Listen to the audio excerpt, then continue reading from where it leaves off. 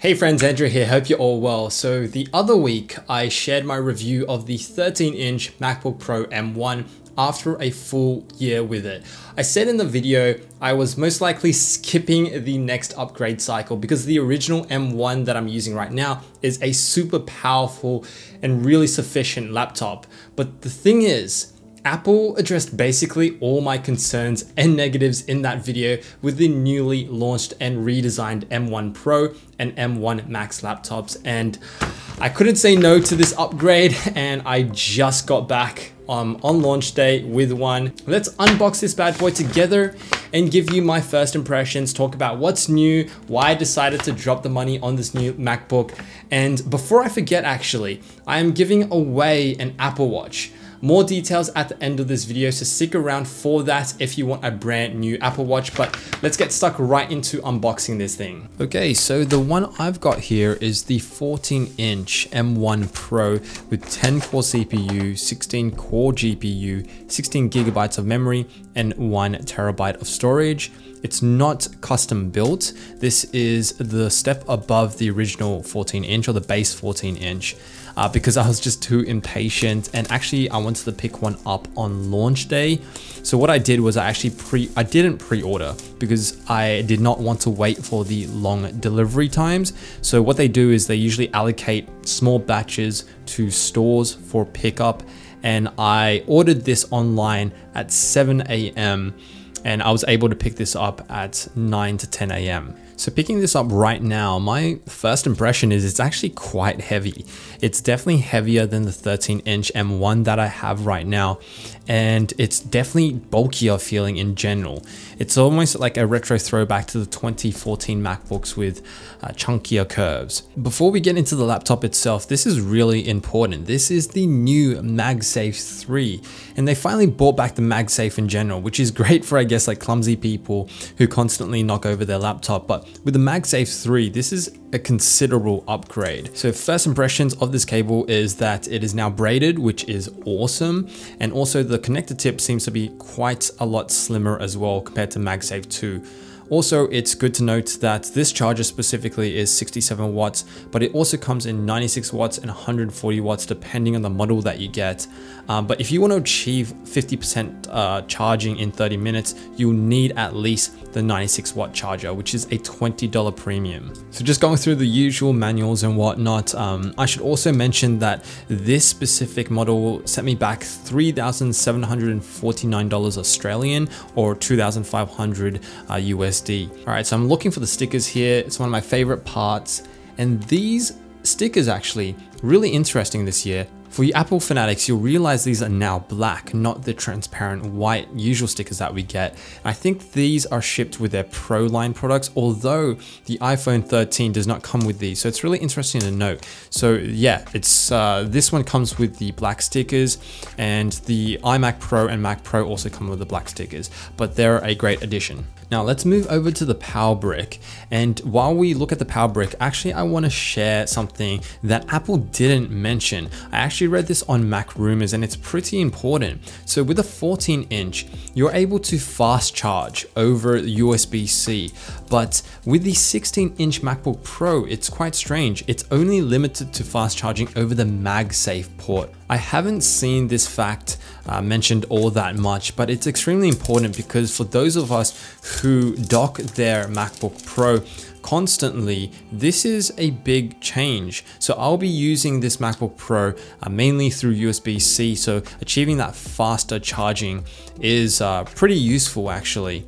So that's something to note, guys. If you're going for the 16-inch, 14-inch, that is a slight difference when it comes to charging speeds. So now moving over to the laptop itself, I am so excited to open this up. I personally chose the 14-inch, reason being I like the smaller portable size, and I also want to maximize performance without sacrificing its portability. That's why I went for the 14-inch. But as you can see, the MacBook Pro is now embossed on the bottom of the MacBook. I think it looks amazing. And again, I'm not too sure about the body, hasn't grown on me yet. It's really sort of retro feeling. But yeah, it's really interesting, by the way, that I recently ran a poll and almost 70% of you said you're not getting the new MacBook. And all the comments were talking about how annoying the upgrade cycle is. Looking here, by the way, gotta love those ports. Gotta love those ports. So excited to see the MagSafe back and the 2 USB ports and the headphone jack. And on the other side, as you can see, come on guys, the SD card slot. I'm beyond excited for that. I do not need crazy adapters now. There's even a HDMI port, although it's not HDMI 2.1, I believe.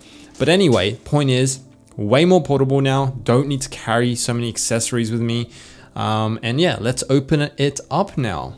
You can see the immediate difference with the black keyboard. I think it looks amazing. I'll test it out in a second, but let's take a look at this screen. One of my favorite parts of unboxing is peeling this paper sticker off. So let's go ahead and do that. There's just something so appealing about a fresh out of the factory screen with 0 fingerprints. It looks so good. And speaking of looking so good, the cursive writing that's happening right now, I can see ProMotion 120 Hertz in action right now. It is so silky smooth. And let's not forget about that big notch up there, okay? That is a key design element now of the new MacBook 14 and 16 inches. I personally don't mind it. I think it looks pretty good. But yeah, just scrolling around, I can really see the difference between the ProMotion display. It's really evident and I think it looks amazing. This screen is really popping. I wish you could see this in person right now. Short fun fact, this is the first time Apple has brought back the 14-inch screen size since the iBook G4 all the way back in 2005. So yeah, this screen is known as the Liquid Retina Pro XDR. It's 3024 by 1964 for the 14-inch version, and it has 1600 nits peak brightness. By the way, the 13-inch M1 that I currently have is capable of only 500 nits in comparison, so this is a huge increase and I can seriously see it. Just typing away right now, this keyboard feels freaking awesome. I feel like it is a big step up from the current M1 13-inch that I have. And of course the touch bar is removed and replaced with that fingerprint sensor on the top there. Oops, I don't know what I've done here to enable voice dictation, but interesting to note that actually the speakers sound really good just from that interruption right there. Looking at the bezels too, the bezels are thicker. Whoops. Okay, so it's really interesting to know the speakers sound really good. I think overall, my first impression of this thing is very positive. I mean, there are a lot of great things to love about this laptop so far, just based on appearance as well. On paper, it's honestly seriously impressive. It literally addressed all the concerns I had. SD ports are back. There's a far better webcam. There's a better keyboard. MagSafe is back. There's a ProMotion HDR. I mean, the display looks great. There's thinner bezels as well, which I haven't mentioned yet. And apparently there's better battery life. And Apple is promising some insane performance upgrades, like 9.2 times faster 4K render in Final Cut Pro, and even 2.6 times faster performance in Adobe Photoshop. Numbers that creatives only dream of. So cannot wait to jump in and test this all out actually. I am really keen to actually set this all up into my day-to-day workflow and see how that new M1 Pro chip performs and how it stacks up against the original M1. And I'm also super curious to see if those Bluetooth issues that I found on the original M1 are finally smoothed out. So if you want to see that full M1 Pro review in a few weeks time, make sure that you subscribe to this channel. But thank God, honestly, for the additional ports. Seriously, trust Apple to have us celebrating bringing back an SD card slot.